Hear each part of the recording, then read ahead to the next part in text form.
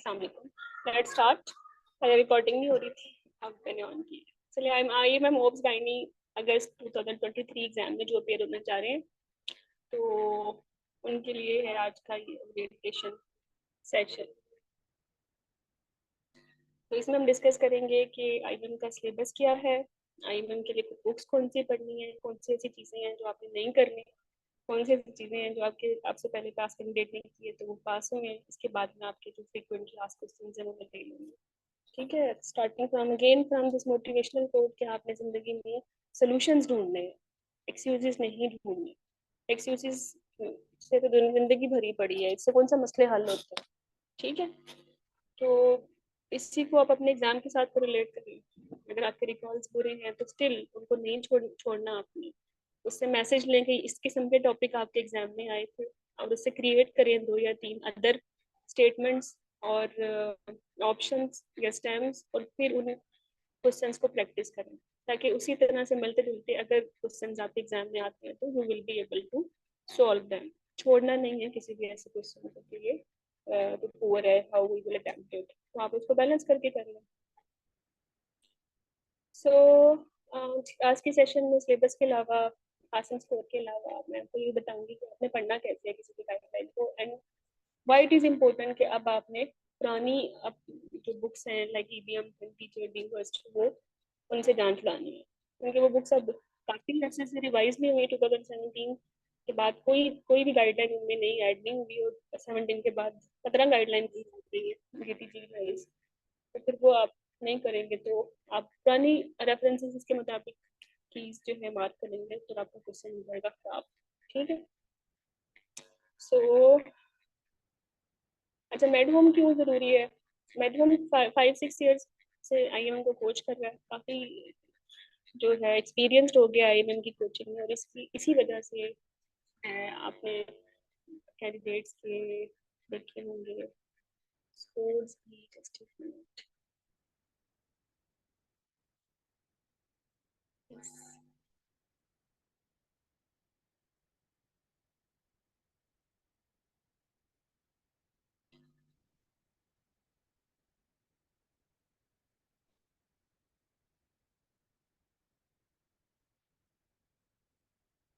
Yes,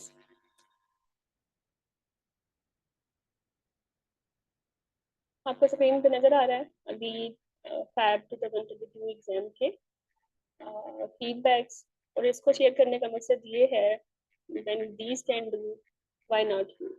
आज के exam में कुछ रिपीटर्स भी हैं, उनको इस इन फीडबैक से मोटिवेशन गेन करनी है कि जब इन लोगों ने किया है इसी तरीके से तैयारी करके, तो डेफिनेटली इंशाल्लाह you will also do this. Last batch का स्कोर हमारा रहा है 94% तक, और इसके रीज़न ये है कि आपने जो एडवाइसेस थी वो फॉलो की, और जो कमिंग बैच है उनके लिए भी मेरा यही प्लान है कि जैसे आपको प्लानर बना के दिया जाएगा सेशन के लिए, या बताया जाएगा ये टॉपिक्स ऐसे करने हैं और ये नहीं करना, प्लीज उसको आपने बाय हार्ट फॉलो करना है। ठीक है,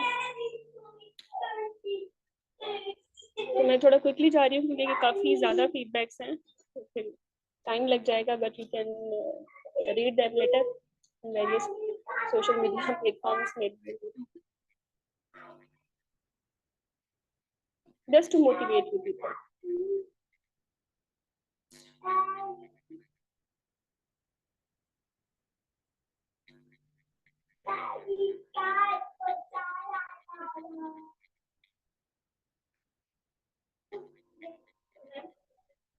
चलिए, अभी क्वेश्चन स्टार्ट हो रहे हैं।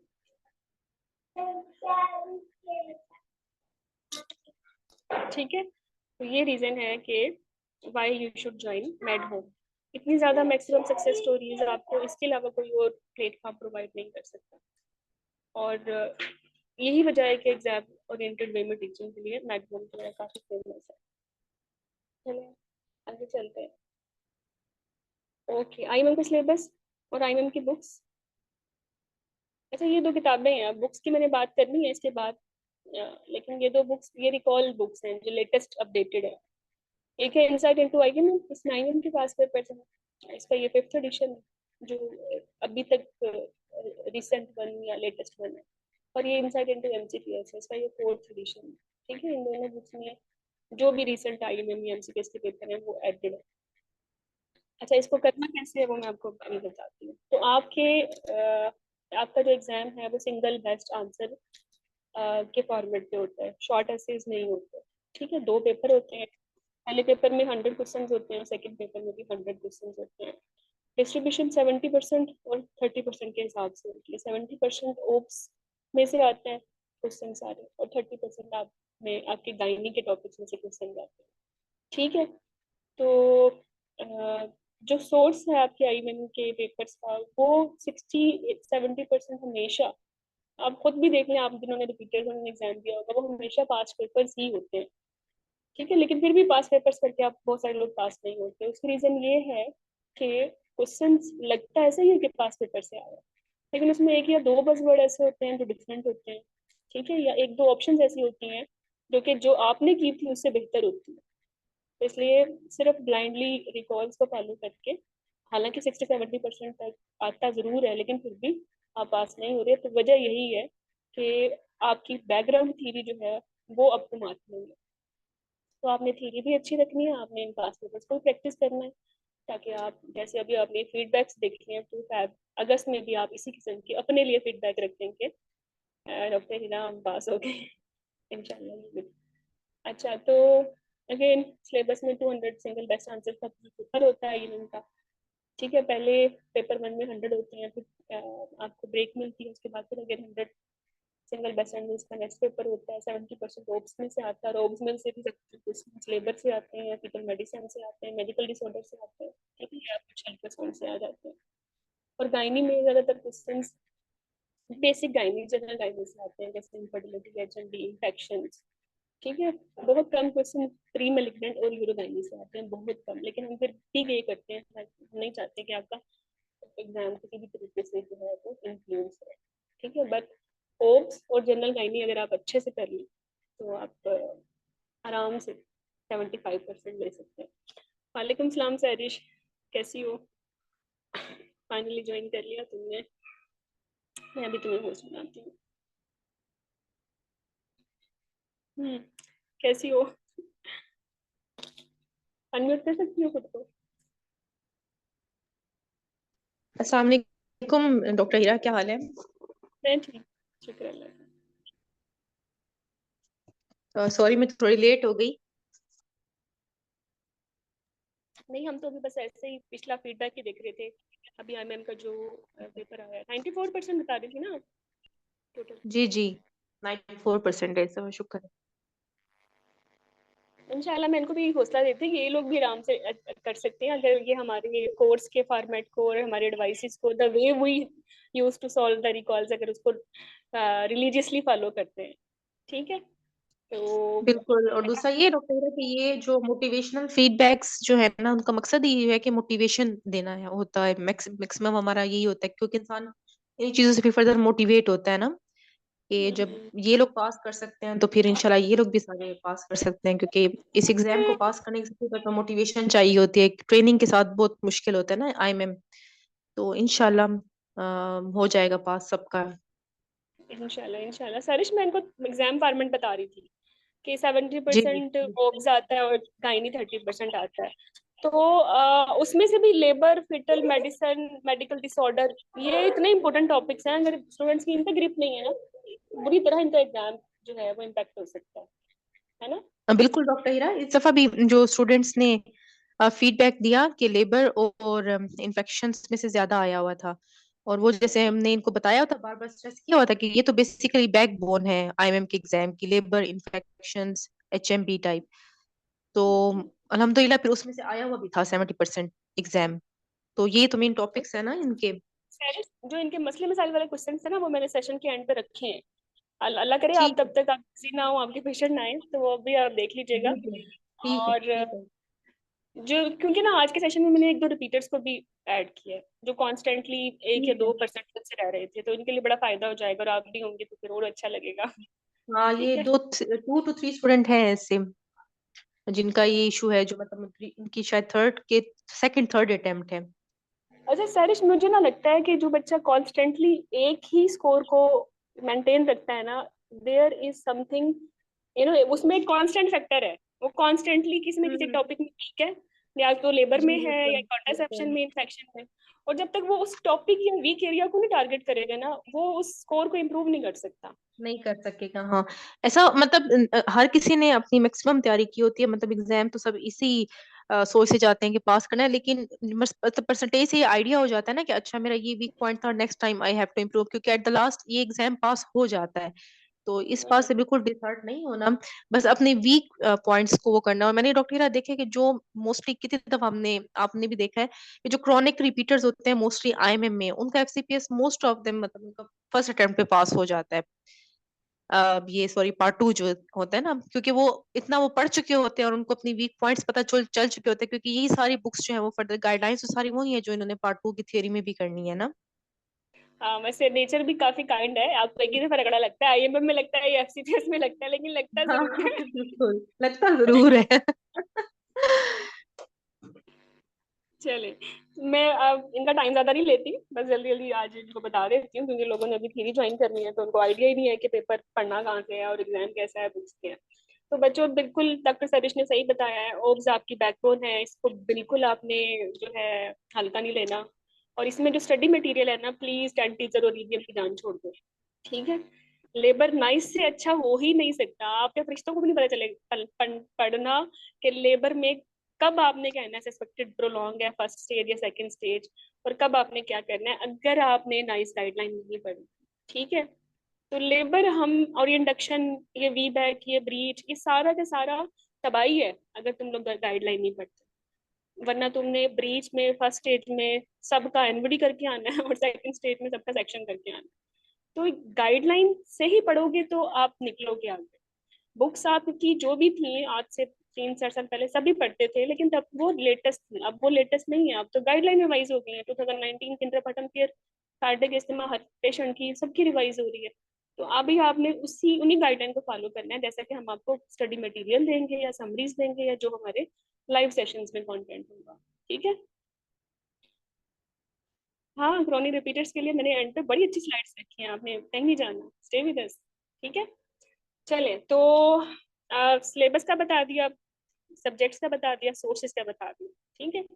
और मार्क्स की डिस्ट्रीब्यूशन का बता दिया, और सबसे अच्छी बात यह है कि मैंने बोला ना, जिंदगी में एक्सक्यूजेस नहीं होने चाहिए, ठीक है। तो क्यों, वो लोग, वो ऐसे लोग क्या चीज होती है उनमें जो सोल्यूशन बना ढूंढते हैं हर चीज का, जिनके पास आप होते हैं ना, आपके फ्रेंड सर्कल में हर एक पेशेंट, एक आपका फ्रेंड ऐसा होता है जिसके पास हर चीज का जुगाड़ होता है, और एक ऐसा होता है वो कहता है नहीं यार ये तो हो ही नहीं सकता, ये नहीं होने वाला। और एक ऐसा होता है वो कहते हैं नहीं, still it we can do this, still there is some way we can do this. तो आपने वैसे फ्रेंड की तरह बनना, ठीक है। तो ये एक्सक्यूजेस से निकलें और पॉजिटिव रहें, ठीक है। और किसी और को compete ना करें, बल्कि अल्लाह ने जो आपको अपना नेचुरल पोटेंशियल दिया ना, उसी को compete करें, ठीक है। This is your fight and you have to plan various strategies for this. और हर बंदे का एक अपना स्टाइल है पढ़ने का, एक बेस्ट टाइम है पढ़ने का। तो आपने ब्लाइंडली किसी को भी नहीं फॉलो करना, अपनी इंस्टिंक्ट को फॉलो करना है, व्हाट सूट्स फॉर यू, ठीक है। चलें, कुछ लोग सोलो पढ़ सकते हैं, अच्छा लगता है, कुछ लोग ग्रुप में पढ़ते हैं, कुछ लोग कोर्स के साथ ही फॉलो करते हैं, लेकिन कुछ लोग ऐसे भी होते हैं जो हमेशा अपना एक मिनी प्लानर बना के पढ़ते हैं। तो नो वरीज, जो आपको सूट करता है, जिस तरह के आप बनते हो आप करो उसको, लेकिन आपने स्टडी जो आपके सोर्सेज हैं उनको अपग्रेड करना है और डेली रूटीन में रहना है, ठीक है। अच्छा तो एक बात डॉक्टर इरा, सॉरी इंटरप्ट कर रही हूँ आपको, कि जो रिपीटर्स से उनका मतलब ये भी इशू बहुत, मतलब एक दो स्टूडेंट्स का आया ना कि सिनेरियोज लॉन्ग थे, तो हमें हम्म टाइम मैनेजमेंट में इशू हुआ। तो हम्म असल में ना जब हम ये आप इनको कराते हैं ना, जब ये चाहे इनसाइट है या जो भी वो एमसीक्यूज के फॉलो करते हैं ना, तो उनमें तो स्टेटमेंट्स वही होते हैं जो स्टूडेंट्स रिकॉल्स वही आके लिखते हैं ना, जो मतलब बेसिक बेसिक बातें होती हैं, लेकिन एग्जाम में तो पूरा सिनेरियो हमेशा से पूरा ही आता है, मतलब एक वर्ड नहीं आता। तो अपने आप को मतलब टाइम मैनेजमेंट इस तरह बहुत इंपॉर्टेंट है कि आप दो दफा पढ़ो लेकिन उस पर इतना नहीं टाइम लगाओ। अगर किसी एमसीक्यू पे टाइम ज्यादा लग रहा है तो उसको लास्ट के लिए छोड़ दो, अदरवाइज एक्चुअल एग्जाम में सिनेरियोस बड़े ही होते हैं। और ये प्रैक्टिस नेक्स्ट करना बहुत जरूरी है, क्योंकि थ्योरी में भी एफसीपीएस की जो थ्योरी आएगा पार्ट 2 का, उसमें भी ऐसे ही है। और अब जो एक्सटेंडेड टॉक्स है उनमें तो आपको there and then long scenario पढ़ना है और एग्जामिनर के सामने आपको जवाब देना है। So this is all because of your practice as well ना। तो ये एक बेसिक इंपॉर्टेंट बात है। जो रिकॉल्स बुक में होती है वो मोस्टली इनकम्प्लीट रिकॉल्स होते हैं। लाइक वो कहेंगे कि एक्यूट सर्वाइसाइटिस कॉज ये, ऐसा एक्चुअल एग्जाम में नहीं होता। वो पूरा सिनेरियो देते हैं, पूरा सिनेरियो पढ़ना होता है। तो अपने आप को मतलब एज प्री टेस्ट और लैंच, इनमें उन्होंने पूरे पूरे सिनेरियोज दिए होते हैं, तो अपनी प्रैक्टिस बार बार करें। ये जो एमसीक्यूज की बुक जो हम लोग साथ साथ बताते हैं, प्रैक्टिस ही जैसे की भी है सर, एक्चुअली प्रैक्टिस ही जी की है। ये प्रैक्टिस हम करेंगे ना, तभी एक लंबे बिल्कुल सिनेरियो से प्रैक्टिस कर करके हम आराम से पिक कर सकते हैं ये हमारा कैच पॉइंट है। और दिस बिल्कुल ये डिसाइड करेगा कि क्या है। और ये प्रैक्टिस के अलावा बिल्कुल। नहीं है, ये कुछ ऐसा नहीं है कि सुबह तुम मतलब हम रात सोए और सुबह उठ के हमें एग्जाम आता हूँ। ईच डे नहीं नहीं, सिनेरियो स्ट्रगल है, ईच बिल्कुल। डे प्रैक्टिस है। बिल्कुल, आई विल एग्री हियर और विद टाइम मैनेजमेंट तो बहुत इंपॉर्टेंट है। लाइक जिस तरह हम आप लोग को कहते हैं कि जिस तरह एग्जाम से जो है ना, मतलब 5-6 दिन पहले जो है वो, अगर लैंच का जो एंड का प्रैक्टिस टेस्ट है उसके ऊपर प्रैक्टिस कर लिया करो, क्योंकि उसकी पूरे यू। पूरे सिनेरियोज होते हैं। या जो हम मॉक टेस्ट देते हैं तो ये भी एमसीक्यूज बुक से ही बेसिकली होते हैं, तो उनकी भी सिनेरियोज पूरे होते हैं। तो मॉक टेस्ट अक्सर, ये भी डॉक्टर हिना बताना चाहूंगी कि हम बहुत दफा ऐसा हुआ कि जब हम मॉक टेस्ट देते हैं तो बहुत कम स्टूडेंट्स जो है उसका अक्सर रिप्लाई करते हैं ना, अपनी कीज नहीं बताते। बस वो यही कहते हैं कि हमें बस डिस्कशन, इसकी कीज डिस्कस करके उसकी वीडियो पोस्ट कर दें। तो वैसे मैं तुम्हें एक बात बताऊं बेसिकली ये सैरिश, मॉक टेस्ट का। हाँ जी बिल्कुल, ये कहने, ये ना जो रिपीटर्स हैं, मैं सॉरी हम उनके लिए बातचीत कर रहे हैं दोनों मेंटर्स, और हम आपके भले के लिए बात कर रहे हैं। आप हमसे ना पूछा करें की क्या है, do not ask from us की। आपने खुद एफर्ट करनी है कि मैडम मेरे कैच पॉइंट्स ये हैं, for me this is my की। देन वी विल से कि नहीं, your catch point should be this and it should be the key. फिर वो टू वे डिस्कशन होती है, फिर आप कुछ गेन करते हो। जब आप आर्ग्यू करोगे, डिस्कस करोगे, तभी तो आपकी लर्निंग होगी, वरना तो की रट्टा मारने से कौन सा वो आप एग्जाम पास कर सकते हो, क्योंकि सिनेरियो तो एग्जाम में चेंज हो जाएगा, एक दो नई चीजें आ जाएंगी। बिल्कुल। और जो टाइम मैनेजमेंट है ना, मैं बताऊं, वो जैसे मैं सरिश ने अभी बोला, ये प्रैक्टिस से ही आएगी। एक चीज 100 दफा करते हो, टाइम तो खुद ही निखर गया।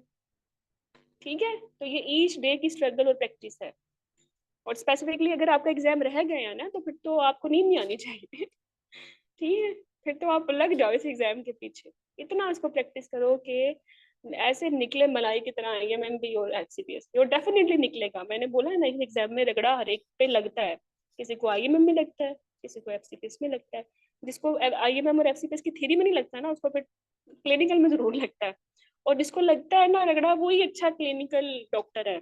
जो फर्स्ट अटेम्प्ट में कर लेते हैं ना, मैं ये नहीं कहती कि तुम लोग सारे फेल हो जाओ और फर्स्ट अटेम्प्ट में ना करो। मैं तो नेचर की तरफ से तुम लोगों को एक और बात बता रही हूँ, खुदा न खास्ता अगर हालात डिफिकल्ट भी हैं तो ये मजीद आपको एक हीरा बनाने वाले हैं। ठीक है, इनसे घबराना नहीं है, इनमें भी कोई ना कोई विजडम है। चले, तो सरिश थैंक यू, तुमने अच्छी बातें बताई प्रैक्टिस और टाइम मैनेजमेंट के बारे से। तो मैं इनको ये बता रही थी, ग्रीन टाइप गाइडलाइन इन्होंने करनी है 2017 के बाद। कोई भी गाइडलाइन आई है ना, तो ये इन पे वाजिब है करना, क्योंकि उससे पहले जो मटेरियल था वो तो ईबीएम ड्यूज में है, वो तो वो वैसे ही कर लेंगे। लेकिन उस इसके अलावा जो 2017 के बाद कुछ भी रिवाइज हुआ है, वो आपके लिए रेफरेंस ईबीएम या ड्यू लिटरेचर नहीं होनी चाहिए। वो फिर वो वही गाइडलाइन होनी चाहिए। लेबर है, प्रीटम है, वीबैक है, इंडक्शन है, ब्रीच है, जो भी है। ठीक है, तो आप 3 स्टेप में चाहें तो गाइडलाइन को पढ़ सकते हैं। हमेशा किसी की भी समरी पे ना ट्रस्ट किया करें, पूरी स्क्रीन करें गाइडलाइन को क्विकली। और आईएमएम के लेवल पे अगर पूरी स्क्रीन नहीं भी कर सकते, तो रिकमेंडेशन जरूर आपने करनी है। आपका 80-90% कॉन्टेंट एग्जाम का रिकमेंडेशन से ही आ जाता है। तो पहले स्टेप पे आप पढ़े, एक सर्वे कर ले पूरी गाइडलाइन का कि क्या कुछ इसमें आया है। फिर आप रिकमेंडेशंस बाय हार्ट करें। ठीक है, अब गाइडलाइन में हमेशा कुछ ना कुछ टेबल्स या प्रोटोकॉल्स होते हैं, एल्गोरिथम होते हैं। ये बहुत इंपॉर्टेंट होता है आपके लिए। जैसे अगर मैं कहूँ थ्रोम्बोएम्बोलिज्म की गाइडलाइन में इतने इंपॉर्टेंट टेबल्स और एल्गोरिथम है, आपको गाइडलाइन पढ़ने की जरूरत ही नहीं है। सारा कुछ आईएमएम के हवाले से उन्हीं टेबल्स और गाइडलाइन से कवर हो जाता है। उसी में से ही आपका कॉन्सेंट्रेट एग्जाम आ रहा होता है। तो रिकमेंडेशंस को, गाइडलाइन में दी हुई टेबल्स, प्रोटोकॉल्स या एल्गोरिथम को आपने बिल्कुल हल्का नहीं लेना। ठीक है, चाहे तो बस इन्हीं को ही प्रिंट आउट करके अपने नोट्स में डालना instead of the whole guideline. लेकिन अच्छे कैंडिडेट को पूरी गाइडलाइन को एक सर्वे करना चाहिए, पूरी एक दफा पढ़नी चाहिए। पूरी एक दफा पढ़ के हाईलाइट नहीं करनी। ठीक है, हाईलाइट जो करनी है वो आपकी रिकमेंडेशंस हैं, कुछ परसेंटेजेस हैं जो कि इम्पोर्टेंट है, ना कि सारी। लेकिन फिर भी परसेंटेजेस आप अलग से लिखें। एंड मैं बताती हूँ कि क्या करना है परसेंटेजेस का। और ये जो गाइडलाइंस हैं या ये जो आपकी नोट्स मेकिंग है ना, चाहे ये जीटीजी की है चाहे ये नाइस की है, ये कोई एक दफा का काम नहीं है, this is a continuous process. एक रीडिंग जो आपकी पहली रीडिंग होती है वो सबसे अच्छी रीडिंग होती है, 70% आपका काम उसमें हो जाता है। लेकिन जब आप सेकंड करते हो तो आप फिर उसमें मजीद चीजें ऐड करते हो या शॉर्ट करते हो, थर्ड में मजीद चीजें ऐड करते हो, शॉर्ट करते हो। जब आप पास पेपर्स पढ़ते हो आपको दो तीन चीजें मजीद, आपका अंदाज बदल जाता है उन चीजों को पढ़ने का, आप मजीद अपने नोट्स को रिफाइन करते हो। तो नोट्स मेकिंग और क्वालिटी नोट्स मेकिंग एक वंस टाइम जॉब नहीं है, इट्स अ कंटिन्यूअस प्रोसेस। और जो लोग ये ऐसा काम करते हैं दे आर रियल विनर्स, इनकी जिंदगी वाकई आसान है, आईएमएम में भी और बाद में भी। ठीक है, ओके। अगर मैंने अभी आपसे बात की ना कि लाइक अभी आप में से कुछ लोगों ने बोला इन्फेक्शन हमें डिफिकल्ट लगते हैं, तो देखो इन्फेक्शन की तो आप पढ़ ली गाइडलाइन कि भाई पैश की है, ये रूबेला की है, डॉच की है, ये सेप्सिस की है। तो मैटरनल हवाले से आपने देख लिया कि मलेरिया, डेंगू है, क्लेमाइडिया, एसटीडीज है, यूटीआई है, सेप्सिस है। लेकिन आपने जब नोट्स बनाने हैं ना, आपने टॉपिक वाइज तो हाईलाइट की है चीजें, जब आपने नोट्स बनाने हैं, मैंने बोला ना क्वालिटी नोट्स ऑर्गन की ऑर्गेनाइजेशन एक कॉन्टिन्यूस प्रोसेस है, तो फिर आपने देखना है इन सब में से सारे इन्फेक्शन नहीं कराते, नॉर्मली कुछ कराते हैं, सारे हाइड्रोप्स नहीं कराते, कुछ कराते हैं, सबके साथ रैश नहीं आता, कुछ के साथ आता है, सब जनरल अल्सर नहीं कराते, कुछ के साथ आते हैं, और सब में पेनफुल नहीं होते, कुछ में पेनलेस भी होते हैं, कुछ सब में लिम्फेडेनोपैथी नहीं होती, कुछ में होती भी है, कुछ में सब इन्फेक्शन विजाइनल डिस्चार्ज के साथ नहीं आते, बट जो आते हैं उनमें अपने फीचर्स हैं, कोई रीचिंग के साथ है, कोई ऑफेंसिव बहुत है, किसी में सर्वाइकल लीजन्स हैं, किसी की इम्यूनिटी लाइफ लॉन्ग है, किसी के शॉर्ट टर्म इम्यूनिटी है, हर दफा उसको आपको लगानी पड़ेगी वैक्सीन या बूस्टर। ठीक है, सारे इन्फेक्शन ही बैक्टीरियल नहीं है, कुछ वायरल हैं, कुछ पैरासिटिक हैं, कुछ फंगल हैं, तो इस तरह आपने क्वालिटी नोट्स बनाने हैं, हम आपको साथ साथ गाइड करते रहेंगे। ठीक है,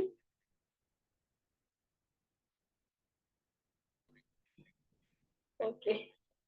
मेडिकल डिसऑर्डर भी आप इसी तरह पढ़ा करें कि प्री कंसेप्शनल पीरियड में, जैसे मैं एपिलेप्सी या डायबिटीज है, तो कौन सी ऐसी दो तीन चीजें हैं जो आपने जरूर पेशेंट में देखनी है, एचबीएनसी डायबिटीज में देखना है, या एपिलेप्सी है तो लास्ट फिट कब पड़ा है, या कार्डिक है तो वर्फिन पे है या नहीं। There should be something pre conceptional counselling में, जैसे कोई पीसीएम का केस है, इन्फेक्टिव एंडोकार्डाइटिस का, या पेरीपार्टम मायोपैथी का, क्या उसका इंजेक्शन फ्रैक्शन कब अलाउ करनी है प्रेगनेंसी। तो हर मेडिकल डिसऑर्डर का एक सेट स्टैंडर्ड होता है जिसके बाद आपने अलाउ करनी है कंसेप्शन, वो हर डिसऑर्डर के साथ लिखें। फिर first semester, second, third trimester की अपनी अपनी रिकमेंडेशंस है, टाइम ऑफ डिलीवरी हर एक का डिफरेंट है, मोड ऑफ डिलीवरी हर एक का डिपेंड करता है सर्टन बज़वर्ड्स पे, वो लिखे। लेबर का प्रोटोकॉल हर मेडिकल डिसऑर्डर का अपना है, अस्थमा का, कार्डियक का, हाइपरटेंशन का, है ना, आपको पता है।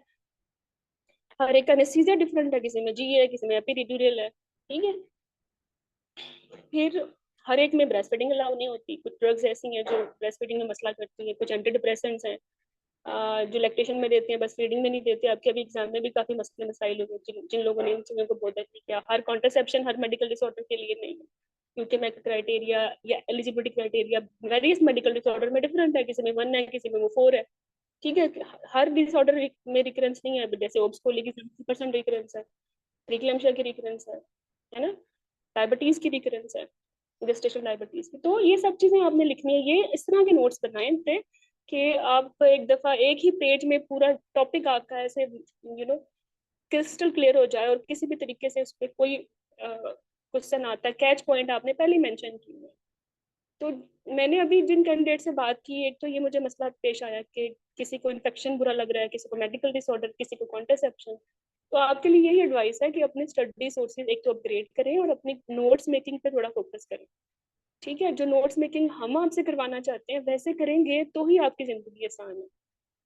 वही नो आपके एग्जाम में क्या आया, मैंने कंपाइल किया आपकी सारी इनसाइट सीरीज, जब मैं आपको लेक्चर देती हूँ पूरी इनसाइट, पूरा आपका आईएमएम एमसीक्यूज का पूल मेरे माइंड में होता है। अगर मैं during my live session if I am emphasizing certain points, तो it's mean they are exam important points, उनको मेंशन करें अपने नोट्स पर, हाईलाइट करें।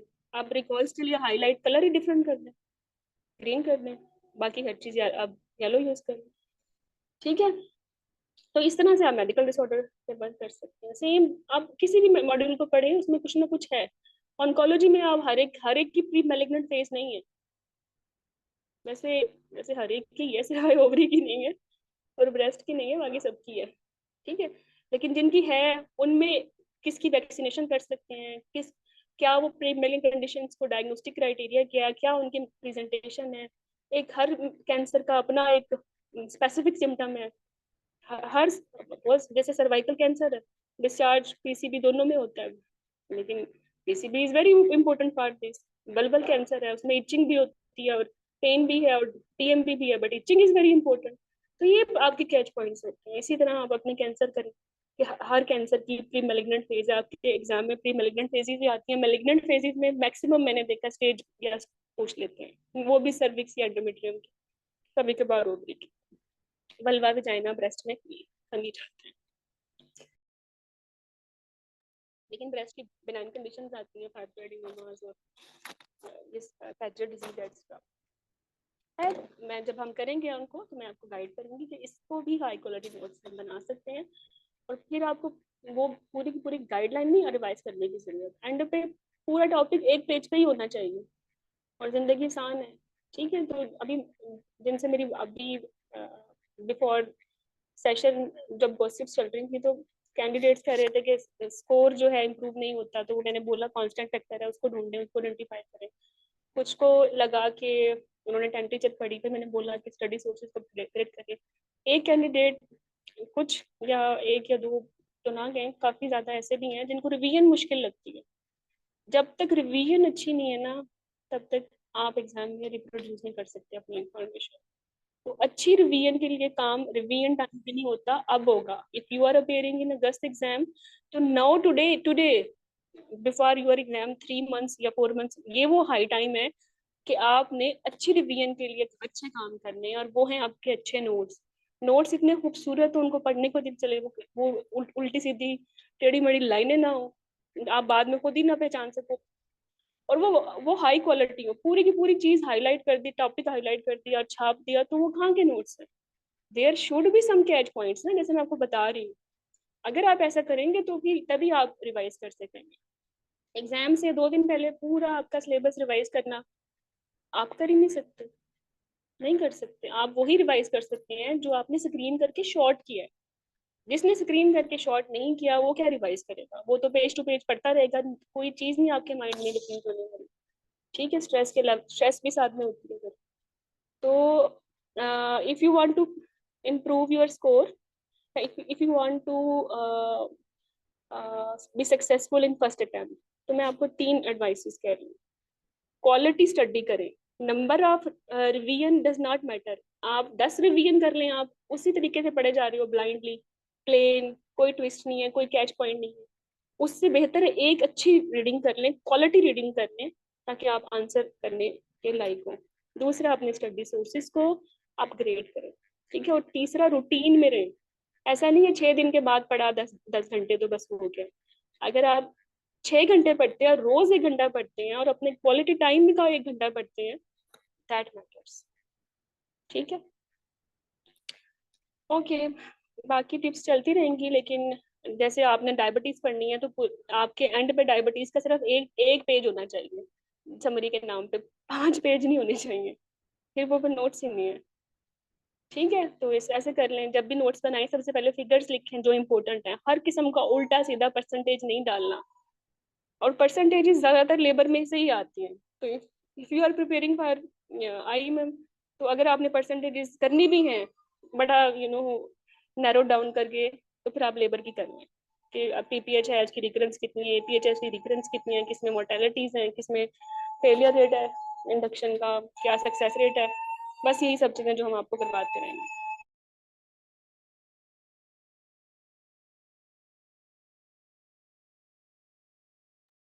ओके, तो दूसरे, पहले लिखे इंपॉर्टेंट फिगर्स, सारी नहीं, सिर्फ इंपॉर्टेंट।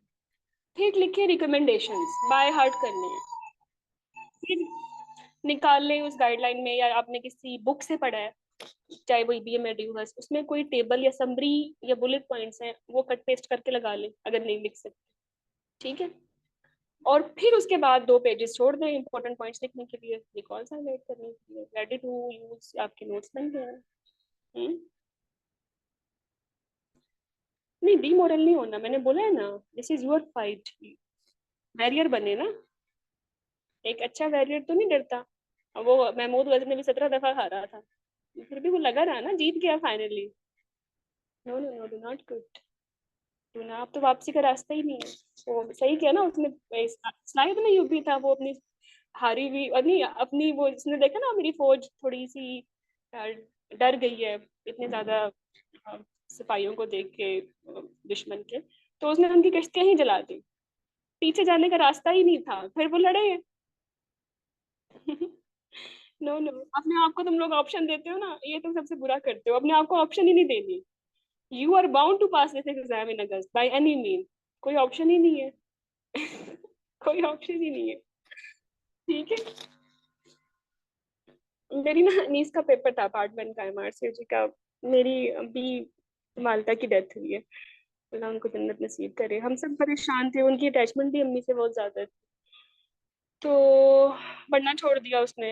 एमआरसीजी मन का एग्जाम भी इतना महंगा, 2 लाख का उसका। मैं कहा अब तुमने भर ही दिया ना, तो भाई अब इसको तुमने करना है।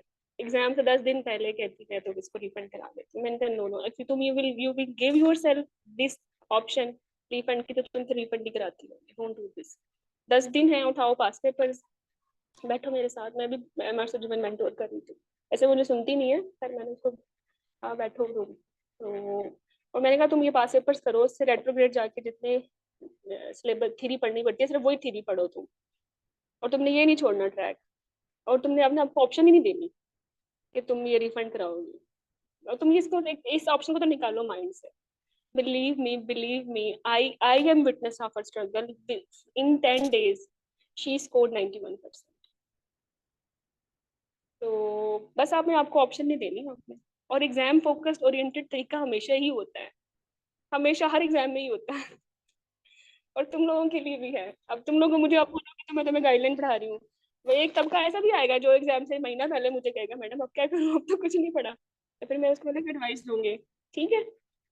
जरूरी नहीं है कि आप मतलब लाइक 100% लें, but you can score 76% easily. Easily, अगर आप गिव अप नहीं करते। डू नॉट गिव, जिंदगी में गिव अप नहीं होना चाहिए। नहीं, कभी भी नहीं। तो मैंने बोला था ना, एक्सक्यूजेस के लिए तो आपका माइंड तैयार बैठा हुआ है ना। ठीक। तो सोल्यूशन निकालने हैं। चलिए, after reading details attach your notes in respective module. जो बच्चा मैं फिर कह रही हूँ, जो बच्चा इस ये मॉड्यूल वाइज प्रेपरेशन पे यकीन रखता है ना, अपने स्टडी स्टफ को ऑर्गेनाइज रखता है, अपने अच्छे नोट्स बनाता है, खुद ही बनाता है, किसी और के नहीं, ना कि मेरे ना डॉक्टर सैरिश के। No, you know what is important for you, you only you know आपको क्या चीज भूलती है, वही तो आपके नोट्स है। आपका अल्लाह मैंने एक यूनिक स्टाइल दिया है दिमाग को पढ़ने का, इसी के तो बेस पे तुम लोगों ने कितने एग्जाम इम्तिहान पास किए हैं। Do not trust anyone on anyone's mind for summary making. ठीक है। तो ये जो आपकी अपनी क्रिएटिविटी है, this is the best work. ये आपके लिए ही है ना, आपके लिए किसी ने और क्या काम करना, आप ही ने तो करना है। तो ये आपकी यूनिक वे है टू रिमेम्बर द थिंग्स, इसको बनाए। और listen, if you are working on medical disorder, तो यार मेडिकल डिसऑर्डर को एक जगह पे ही रखो, उसमें ना डालो गाइनी प्लीज। गाइनी के लिए अलग कोई जर्नल खरीद लो, अलग फाइल खरीद लो। ठीक है। मैं तो ऐसी होती थी, जब हम तो खैर पढ़ते थे ईबीएम, हमारे जमाने में ईबीएम ही अब एक लेटेस्ट बुक थी। तो मैंने तो ईबीएम के सारे जो सेक्शंस थे डिवाइड कर दिए थे। गाइनी अलग, ओब्स अलग, और ओब्स में से भी लेबर अलग, एंटीनेटल अलग, मेडिकल डिसऑर्डर मेडिसिन अलग। 5-6 फाइलें खरीदी हर एक में वो पंच किया, उसको चिपका दिया। उसके बाद फिर मैंने अपने नोट्स बनाए रेलेवेंट टू दैट, वो उधर चिपका दिया। फिर कहीं से कुछ अच्छा मिल गया, जैसे डायबिटीज तो इतना बड़ा सिंड्रोम है ना, स्लाइडिंग स्केल मिल गया, कहीं से डाइट चार्ट मिल गया, वो हर चीज में लगाती गई। एंड ऑफ द दिस मेरा ट्रेनिंग खत्म हुई, when I have to prepare my clinical exam. लोग उस वक्त ऐसे फिर रहे थे कि बस हमें कोई स्टडी मटेरियल मिले, हमें किताबें मिले। मुझे, मेरी तो अपनी किताबें रेडी टू यूज थी, आराम से मजे से पढ़ी। जब मैंने डायबिटीज पढ़नी है, मेरी हर चीज मेरी डायबिटीज की फाइल में अटैच थी, और मैंने बड़े सुकून से पढ़ी, तो मुझे वो टाइम नहीं मेरा वेस्ट हुआ चीजें ढूंढने में, फिर उनकी उनको ऑर्गेनाइज करने में या उनको शॉर्ट करने में। हो गया था मेरा फर्स्ट टाइम में ही क्लिनिकल एग्जाम पास, और इतना अच्छा पास हुआ, मैंने 3 क्लिनिकल केसेस की बुक्स लिख दी, जिनको आज तो कोई compete नहीं कर सका। स्टैंडर्ड टॉक्स गाइनी की अलग बुक है, कम्प्रिहेंसिव टॉक्स की अलग बुक है, और पास पेपर टॉक्स की अलग बुक है। कहने का मकसद ये है कि अगर आपकी ट्रेनिंग, अभी तो आप लोग ट्रेनिंग कर रहे हो ना, अगर ट्रेनिंग में ही ये काम नहीं करोगे ऑर्गेनाइजेशन का, फिर पार्ट 2 में क्या मुश्किल पेश आएगी, वो भी निकल गया तो फिर क्लिनिकल में मुश्किल पेश आएगी। और ये आपकी तो रोजी रोटी ही यही एग्जाम है, फिर पेशेंट प्रैक्टिस में मुश्किल पेश आएगी, जिंदगी मुश्किल बन जाएगी। ठीक है, एक दफा हम एफर्ट करो और इसका फ्रूट सारी उम्र खाने को मिलेगा। ओके, तो मेरी आप लोगों से ये वाइड एडवाइस ये है कि जैसे रिकॉल्स के लिए आपने इनसाइड आर्गुमेंट एनसीपीएस पढ़नी है, तो आपने बुक्स में ड्यूहर्स्ट ईबीएम को ही रखनी, बिकॉज स्टिल ड्यूहर्स्ट ईबीएम में बहुत सारी छोटे छोटे पॉइंट्स हैं जो आपके एग्जाम में के लिए इंपॉर्टेंट है, और गाइडलाइन अनफॉर्चुनेटली उनको कवर नहीं होती। तो करना क्या है, हर वो टॉपिक जो 2017 से ऑनवर्ड्स की गाइडलाइन अवेलेबल है ना, जीकेजी की, नाइस की, एफएसआरएच की, बैश की, पीगो की, या एनएचएस अपडेट है इनकी 2022 की, 2020 की, ये आपने तो वो करनी है एडिशनल। ये टोटल मिला के कोई 15-16 टॉपिक्स बनते हैं, बाकी रेस्ट आपने, आपको डीओस पसंद है आप डीओस से करें, आपने ईबीएम पसंद है आप ईबीएम से करें। तो ये 15-16 टॉपिक्स हैं एडिशनल, जो कि आपने स्टडी सोर्सेज से करने हैं। एस्थमा का, यूट्राइन परफोरेशन, एनोमलीज का, परफोरेशन का, और कुछ प्राइमरी म्यूरल तो आर्टिकल्स या हैं, तो वो आपने करने हैं या हम लोग करवा देंगे, उसमें से कुछ टेबल भी करने वाले हैं, वरना तो आपके लिए इम्पोर्टेंट। सिंगल ब्रेस्ट की प्रैक्टिस के लिए आपके लिए लेज प्री टेस्ट तो मस्ट है। विलियम तो मैंने क्यूरी लगाई है क्योंकि इतनी बड़ी बुक है, पॉसिबल ही नहीं है, डुएबल नहीं है, हम भी नहीं करते थे, इसके बगैर ही हम पास हुए। हमने सिलेक्टेड क्वेश्चन ही करने होते थे, वही हम आपको कराएंगे सॉरी। लेकिन लेंथ प्री टेस्ट में भी मसला है ना, ये इनके क्वेश्चंस अच्छे हैं, इनके आंसर अच्छे नहीं है। ठीक है, क्योंकि इनके जो आंसर हैं वो एसीयूजी गाइडलाइन पे है, क्योंकि अमेरिकन बुक्स हैं, हमने तो, हमारी तो ये इंग्लैंड की सिलेबस की गाइडलाइन है, तो इसलिए वो रिलायबल नहीं है, या फिर ये बुक्स अपडेट नहीं हुई, अब इनकी कीज भी अपडेट नहीं हुई, तो हमने तो अपडेटेड कीज चूज करनी है। तो लेन pretest I will advise you, आप अकेले मत पढ़े, विद ग्रुप पढ़े या विद सम ऑर्गेनाइजेशन पढ़े जो आपको रिलायबल कीज प्रोवाइड कर सके, लाइक मेटमोनियम लर्निंग। अच्छा देखिए, आपने इतनी एफर्ट की, आपने अच्छे नोट्स बनाए, आपने स्टडी मटेरियल को अप टू डेट रखा, ठीक है, और आपने रिकॉल्स की बुक पढ़ी, और आपने लेट टेस्ट की करेक्टेड कीज पढ़ी, इसके बाद अगर तुम लोग फेल होते हो ना, तुम बोल ही नहीं सकते। मनी बैक गारंटी है मेरी, टेक माय वर्ड्स। जो बच्चा इतनी एफर्ट करता है वही तो पास होता है, वही तो बना है पास होने के लिए, उसी ने तो पास होना है, और कौन पास होगा बताओ मुझे। ठीक है, आपकी जिंदगी आसान हो जाएगी अगर, मीन्स अगर आईएमएम से ही तुम लोग सुधर जाओ। हमारा जो सेशन है ना आईएमएम थ्योरी के लिए, अगस्त 2023 की प्रेपरेशन के लिए फरूदी जी, हम आपके पूरा सिलेबस कंपाइल करेंगे, जो भी आईएमएम में आपकी ईच एंड एवरी टॉपिक जो भी इंपॉर्टेंट है। ठीक है, इसका तरीका ये है कि डेली टॉपिक वाइज आपको लेक्चर्स मिलेंगे डेली, और उस पर आपको टॉपिक वाइज क्विज भी मिलेंगे, और वीकली आपका एक रिकैप लाइव सेशन होगा विद अस, विद मी या विद डॉक्टर सैविश। ठीक है, तो डेली भी रिवाइज कर रहे हो, फिर रिकैप भी कर रहे हो, साथ साथ ये भी पता चल रहा है ये रिकॉल है ये रिकॉल है, तो you can easily score 75%, if even if you are not doing any other book. सिर्फ इसी थ्योरी कोर्स से you are capable to score 75% plus, take my words, लिख लें इनको, मतलब आप मुझे विद एनी क्वेश्चन कोट कर सकते हैं कि ये इस थ्योरी से था या नहीं। और इतनी अच्छी थ्योरी होती है, तो you can work on any difficult question as well, कि भाई इसमें मेरा कैच पॉइंट ये है, ये ऑप्शन नहीं है, अब आपको की नहीं आती, बट आपकी चूंकि थ्योरी अच्छी है तो आप ये जरूर कर लेते हो कि ए नहीं है, बी नहीं है, सी नहीं है, पीछे क्या पड़ा, डी बचा यार, इस पे प्रॉब्लम है, ये हो भी सकता है नहीं हो सकता है, बट आई एम श्योर कि 4 ऑप्शंस नहीं है, क्योंकि मुझे ये टॉपिक अच्छे से आता है। दैट इज योर की, दिस इज योर एक्सपीरियंस की। अच्छी थ्योरी के ये फायदे होते हैं कि आप एक्सक्लूड करके भी की बना लेते हो। ठीक है, तो अभी कल मेरा सेशन था, यूरोगाइनिग्राफ था। यूरोगाइनिग्राफ में ना एक स्टैंडर्ड पैटर्न होता है कि एब्डोमिनल प्रेशर की ऊपर आनी है, सबसे नीचे डिट्रोसर की आनी है, ये हर जगह ऐसा, हर जगह। लेकिन जो सीपीएसपी वाले उठा के टॉक्स में देते हैं ना जो ग्राफ, वो उल्टा होता है बिल्कुल उसका किसी फरिश्ते को पता नहीं चलता कौन सा ग्राफ क्या है, समझ नहीं आती वाइडिंग फेस की है, वो इतना पुअर क्वालिटी का होता है, या फिलिंग फेस की है। But yesterday we were working on this topic, हम फिर भी पहुंच गए, हम फिर भी पहुंच गए कि ये ग्राफ किसको शो करता है, because we know the values, हमें पता है कि कट ऑफ हर हर फेज प्रेशर की एक मेजरमेंट थी, हमें पता है कि ये जो एमसीसी लिखा हुआ है, ये मैक्सिमम सिस्टोमेट्रिक कैपेसिटी है, ये आती है फिलिंग फेज में, हमने फिर भी निकाला ये फिलिंग फेज का। बट अब you can work on it because you have a good theory on this. अच्छी थ्योरी है तो पुअर से पुअर पेपर भी हल किया जा सकता है। वही है ना कि एक्सक्यूजेस मत ढूंढे, there there is always a solution. चले, लंबा हो गया सेशन। अच्छा, हमारे मेरे जो रिकैप सेशंस हैं उनकी डेट्स ये हैं। लेबर 6 को लेबर के गाइड से स्टार्ट करेंगे, 7 को वी विल स्टार्ट, हम इसी हफ्ते से इंशाल्लाह लेबर स्टार्ट कर देंगे। और लेकिन इसका रिकैप 6 या 7 मार्च को हो जाएगा, ये टेंटेटिव प्लानर है। इसके बाद हम एंटीनेटल मॉड्यूल स्टार्ट करेंगे, डेली एंटीनेटल का एक टॉपिक करेंगे, और 15 को उन सारे टॉपिक्स का हम रिकैप कर लेंगे।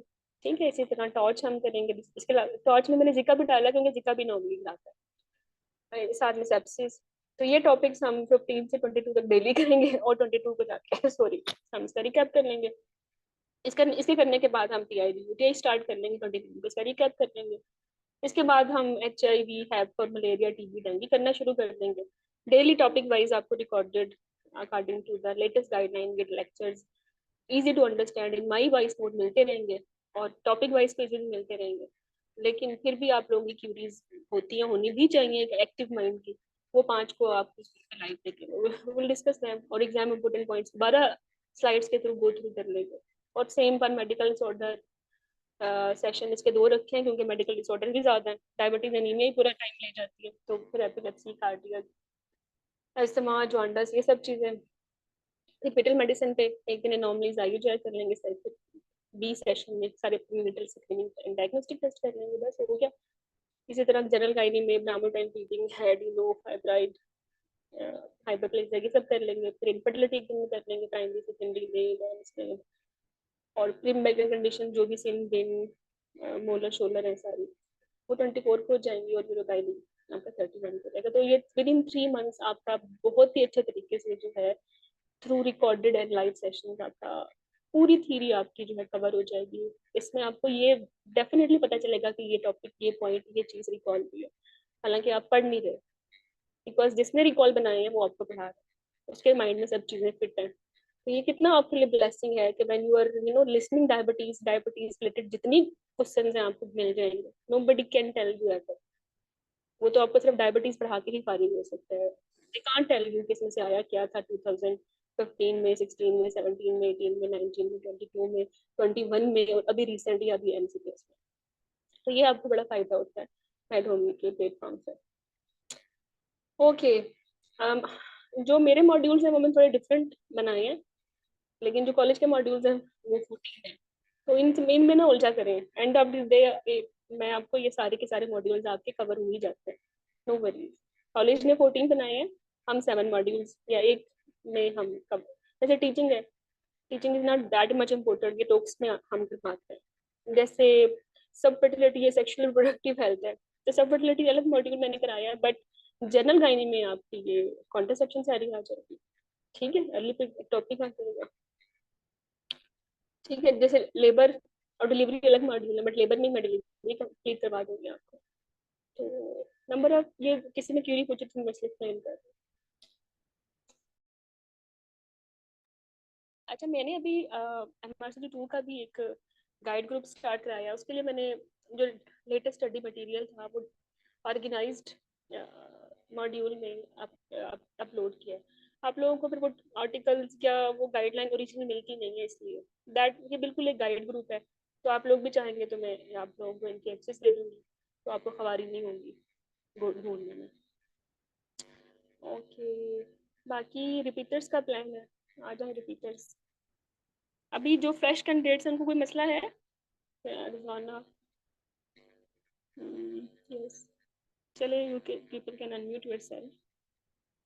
जो लोग अभी फ्रेश कैंडिडेट्स हैं, अभी तक के प्लानर में उनको कोई मसला है? How to how we will do 3 months drill to prepare theory, या सिलेबस क्या है, एग्जाम क्या है, बुक्स क्या है, कोई इसमें क्यूरी है तो बताएं। जी, आयशा,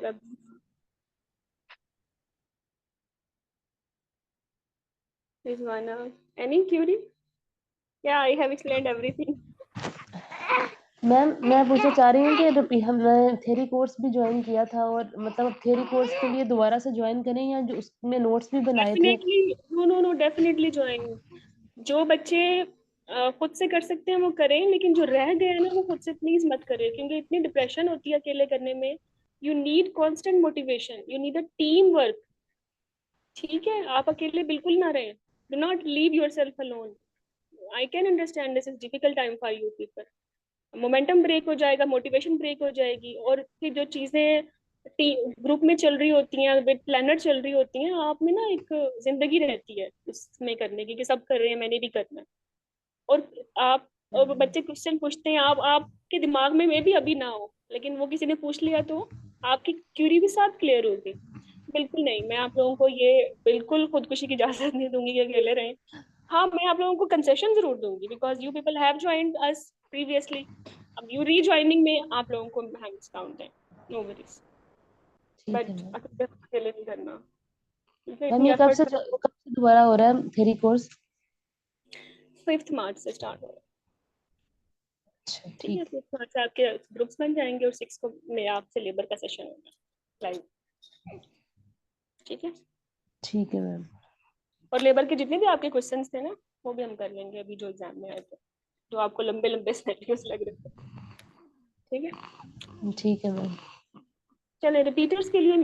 रिपीटर्स मुझे हमेशा से दिल के बड़े करीब होते हैं, क्योंकि आई नो एक डिफिकल्ट टाइम चल रहा है, ट्रेनिंग इतनी मुश्किल है, और आईएमएम का वो टाइम होता है जब आपकी शादियां भी हो रही होती है, फैमिली में चल रहा होता है, एक तीसरी मुसीबत एग्जाम फेल होके आ जाती है।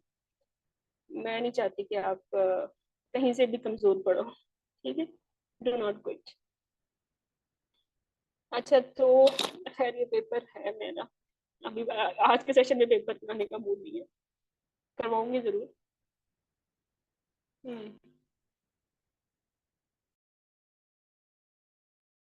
अच्छा, रिपीटर्स के लिए मैंने यही बोला है कि एग्जाम को ना प्रायोरिटी दें जिंदगी में। आई नो चल रहे हैं आपके बहुत सारे एजेंडास चल रहे हैं, वो भी लाजिम है, लेकिन अगर if you have decided to appear in August, तो फिर आपने सारी, आपने जो सपोर्ट सिस्टम है ना वो यूटिलाइज करना है। डोमेस्टिक के तौर पे कोई बच्चों के लिए मेड चाहिए, फजूल अननेसेसरी पंगे करने हैं जिठानी देवरानी साथ से, वो ना करें, या सुपरवाइजर से करने हैं या बैच हेड से करने हैं, किसी से ना करें। बिल्कुल दरपेश बनना है, क्योंकि आप ना एक ही महाज पे लड़ सकते हो, अपने लिए मल्टीपल महाज ना क्रिएट करें, एक ही जंग लड़े एक वक्त में। ठीक है, और हर एक की ना एडवाइस से जान छुड़ाएं। ठीक है, वो शॉर्ट टर्म प्लान जो देते हैं, बस ये कर लो छोटा सा टॉपिक, कभी भी नहीं करना। ठीक है, मैंने बोला ना शॉर्ट टर्म प्लान्स, आईएमएम कर भी लोगे तो फिर कौन सा तुम्हारी डिग्री हो जाएगी, आगे पार्ट 2 कभी नहीं होने वाला शॉर्ट टर्म चीजों से और शॉर्ट टर्म हरकतों से। तो बिग प्लान्स बनाने के लिए स्मॉल स्मॉल स्टेप्स हैं, और small small steps means each day की स्ट्रगल है, 1 या 2 घंटे रोज पढ़ते रहे, बस हो जाएगा। छोटे गोल अचीव करते हो तो बड़े गोल भी अचीव हो जाते हैं, बट शॉर्ट टर्म हरकतें नहीं करनी। Identify your weak areas. अभी आपने से मैंने बोला ना, किसी को इन्फेक्शन मुश्किल लगा पिछले एग्जाम में, किसी को पेपर, आपने वहीं से ही अपने आप को स्ट्रॉन्ग कर, किसी को प्राइमरी मिलोगे। ठीक है, तो इतना कुछ है पढ़ने के लिए। प्राइमरी मेन्यूरियल पे 3 4 इतने अच्छे जबरदस्त लोग आर्टिकल है, लेबर की नाइस गाइडलाइन इतनी जबरदस्त है, किसी ने मना कि आप उसको ना पढ़े, लिखा हुआ है कि ये आपके लिए नहीं है। ठीक है, आपके लिए तो है ये, आपने पढ़नी है तो हमने पास करनी है, नहीं समझ आती हमसे पूछिए।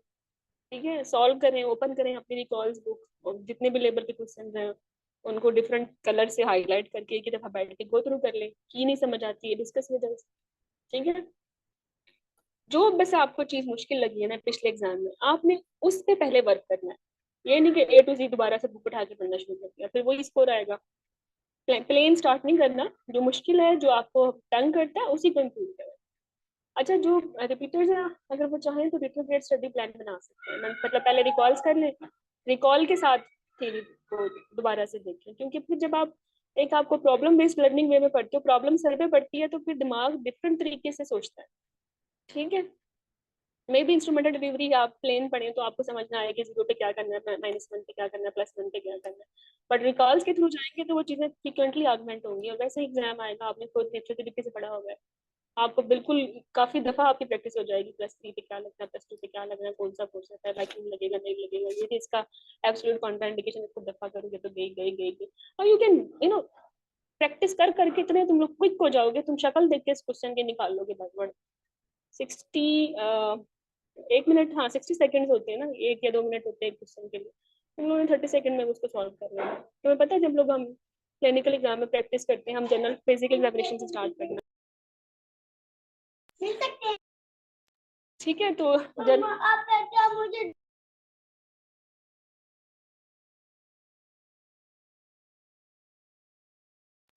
ठीक है, तो हमारा एग्जाम 30 मिनट का होता है, या अभी जो संडे टॉक्स में मजीद छोटा हो गया, 12 मिनट का हो गया। चलो लेट्स सपोज मैं 12 मिनट का ही कुछ बोलती हूँ, क्योंकि तुम लोगों ने वैसे ही देना है पेपर। तो यार 12 मिनट में एग्जामिनेशन हो सकता है एक बंदे का, जिसने एग्जाम वाले दिन ही पहली दफा किया? एग्जाम से पहले 100 दफा करोगे तो 4 मिनट में होगा एग्जामिनेशन, और फिर एग्जामिनेशन रिलेटेड आपसे क्वेश्चन, ठीक है? तो ये जो नंबर, ये टाइम मैनेजमेंट है, ये डिपेंड करती है how many time you have practice. ये ऐसे नहीं आती कि भाई टाइम मैनेजमेंट सीख लो, कैसे सीखोगे? You have to practise it. अब मुझे यूवी प्रोलैप्स एग्जामिनेशन नहीं आता था when I was a resident, नहीं आता था, बस अब है ही इतना मुश्किल। तो you know I did it 100 times. मैंने किसी यूनिट में कोई प्रोलैप्स का पेशेंट नहीं छोड़ा। मैं इतनी दफा एग्जामिनेशन किया, लेफ्ट लेटरल में, डॉर्सल में, छोटी यूट्रस, बड़ी यूट्रस, जब यूट्रस बाहर नहीं निकलती क्या करना है, सिस्टोसील की वजह से समटाइम बाहर नहीं निकलती, तो फिर सिस्टोसील के लिए क्या करना है, स्ट्रेस इनकॉन्टिनेंस हिस्ट्री में लिखी हुई पेशेंट को नहीं मिल रही, इसका क्या मतलब। 100 दफा की, मुझे 100 दफा पता चला कि एग्जाम में किसी भी सिचुएशन को मैं टैकल कर सकती हूँ, मुझे वो 100 मुश्किलात पहले ही मुझे फील होंगी। How what you should I do. Exam में भी आया खैर, और हुआ भी, और कर भी लिया, और आप भी इंशाल्लाह करोगे। तो कहने का मकसद ये है कि कोई जीनियस नहीं होता घर से ना, और एक जीनियस बंदा या एक जहीन बंदा, वो कभी, वो ऐसे नहीं होता वो पास होता है एग्जाम हर जगह। लेकिन एक बंदा ऐसा है जो कि हमेशा हर जगह जिसकी गारंटी है कि वो पास हो सकता है, और वो है हार्ड वर्क। ठीक है? तो जहानत और जीनियस होना तो अल्लाह की तरफ से गिफ्ट है, लेकिन ये जो हार्ड वर्क है ना, ये आपकी जो कंसिस्टेंसी है, ये आपने खुद को खुद ही देनी है, ये किसी ने नहीं आपसे स्नैच करनी है। तो हार्ड वर्कर कभी भी नहीं पीछे रहता। ठीक है? अच्छा, फिर जो रिपीटर्स है ना, उनके लिए मेरी ये है, आपके सजेशन, तुम लोग ये ना सोचो कि अगस्त की अटेम्प्ट हम अकेले दें या हम स्किप कर दें। आपका मोमेंटम में हो भी, अभी एग्जाम दिया, पढ़ के फारिग हो, अभी दुख दुख में भी हो, पेन में भी हो, use it, do not break your momentum, और इस पेन को यूटिलाइज करें। ठीक है?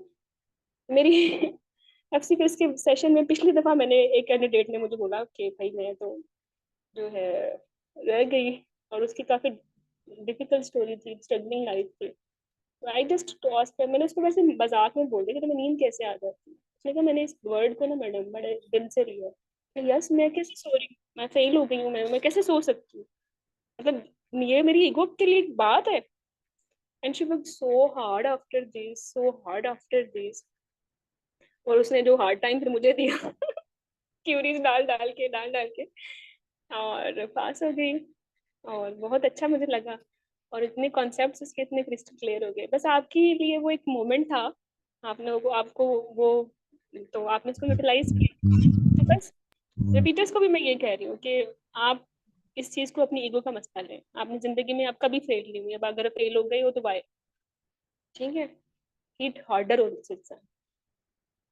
चले, रीडिंग स्टफ अपडेट करें, प्लान यही है आपका, जैसे मैंने बोला कि रिट्रोग्रेड चले जाए, पहले रिकॉल्स कर लें, फिर थ्री कर लें, और फिर दोबारा थ्री कर लें। तो आई हैव अ सजेशन, मेरा अभी से क्रैश कोर्स 3 वीक्स का चल रहा है। मैं ये नहीं कह रही तुम लोगों को ज्वाइन करना चाहिए, मैं बिल्कुल ये नहीं कह रही, but this is just a suggestion कि अगर आपका मोमेंटम ब्रेक नहीं हुआ, आप अभी थके नहीं हो, and you are still in pain, and you have not accepted this failure, तो बस come come in the field.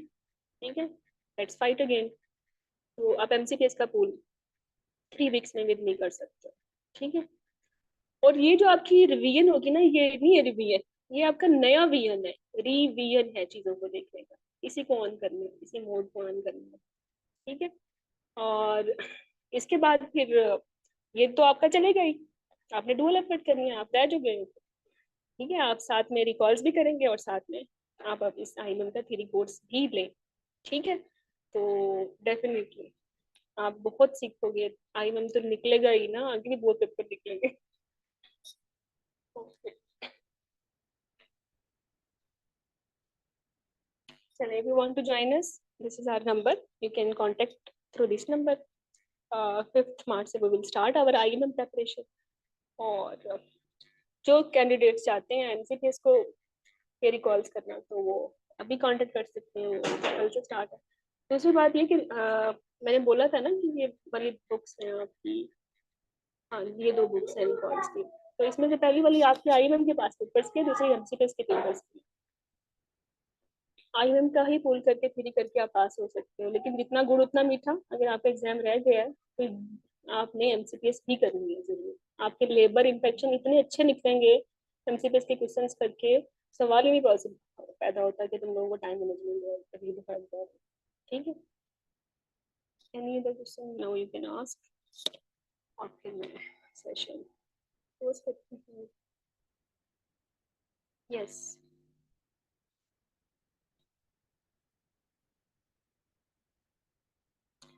Ji, Humaira, Rabia, iPhone, Iqra, Shazia, doctor Sarisha I think चली गई हूँ। हाँ बिल्कुल, मैंने प्रे नहीं करनी तुम्हारे लिए, मैंने तुम लोगों के लिए दवा करनी है, दवा करनी है। मैं वैसे मैंने दुआओं पे यकीन तो है, लेकिन उससे कहीं ज्यादा मेरा मुझे यकीन है कि इंसान को एफर्ट करनी चाहिए। You can remake your luck by your efforts. Okay, so I think हाँ चले, बिल्कुल दुख में। ओके, ये सारे दुख तुम इंशाल्लाह अगले 2-3 साल बाद कहोगे कितनी अल्लाह की नेमत थी ना, ये डिफिकल्ट टाइम पहले ही आ गया, चलो जान छोड़ी, पेपर तो निकला, आप कंसल्टेंट बन जाओगे नए नए जल्दी जल्दी, यंग कंसल्टेंट। चलो ओके, गुड लक, अल्लाह हाफिज।